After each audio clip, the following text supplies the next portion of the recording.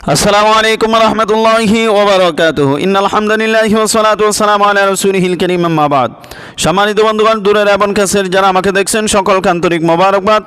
আশা করি সকলেরা সুস্থ আছেন। আলহামদুলিল্লাহ, আমিও সুস্থ আছি। সর্বপ্রথম সবার কাছে রিকোয়েস্ট থাকবে, এরকম তদবির জগতের নতুন নতুন ভিডিও পাইতে রুহানিয়ত ও তদবির শিক্ষা কোর্স চ্যানেলটি সাবস্ক্রাইব করে পাশে থাকা বেল আইকনটি ক্লিক করে দিবেন, পরবর্তী ভিডিও যেন সর্বপ্রথম আপনার কাছে চলে যায়। আর ভিডিওটি লাইক কমেন্ট শেয়ার করে অন্যকে দেখার সুযোগ করে দিবেন। আজকে যে আমলটা বলতে যাচ্ছি সেই আমলটা অত্যন্ত গুরুত্বপূর্ণ, অত্যন্ত কার্যকরী আমল। শত্রুকে দমন করার তদবির, কোরআনের একটি আয়াত। এই আয়াতটা এশারের নামাজ পড়ে 3 বার আদায় করবেন, 3 বার পাঠ করবেন।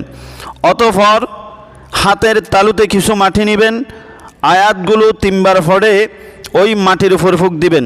তবে আয়াত পড়ার আগে 7 বার করে দরুদ শরীফ, শুরুতে 7 বার, লাস্টে 7 বার, মাঝখানে 3 বার আয়াতটা পড়ে মাটিতে ফু দিয়ে ওই মাটিগুলো শত্রুর ঘরের উপরে, সালের উপরে নিক্ষেপ করবেন।